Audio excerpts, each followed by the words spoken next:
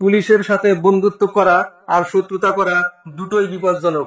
বর্তমান মার্কিন president Donald ট্রাম্পকে নিয়ে এই একই যুক্তি দেওয়া যায়, তার সাথে বন্ধুত্ব আর শত্রুতা দুটোই ভয়ঙ্কর। এর আগের টার্মে যখন ট্রাম্প ক্ষমতায় ছিলেন, ভারতের প্রধানমন্ত্রী নরেন্দ্র মোদীর সাথে তার ছিল ভিন্ন রকম ঘনিষ্ঠতা।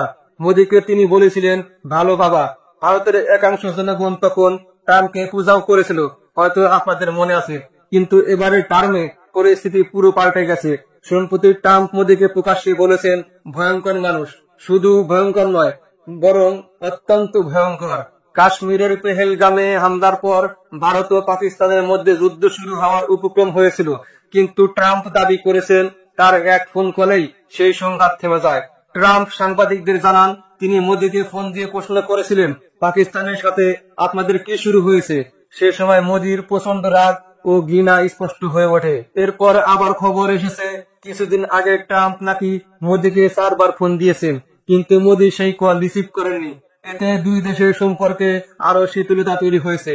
বর্তমান সংঘাতের মূল কেন্দ্রবিন্দু হলো শুল্ক নীতি। যুক্তরাষ্ট্র 50% শুল্ক ফাইনালাইজ করে ফেলেছে।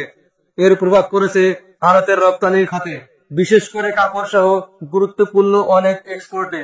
এতে মোদীর উপর প্রচন্ড চাপ তৈরি হয়েছে, কারণ এবারে নির্বাচনে বিজেপি গাঁট বন্ধন করেই ক্ষমতায় এসেছে, তাই সরকারের হিতেও অনেকটা নড়বড়ে।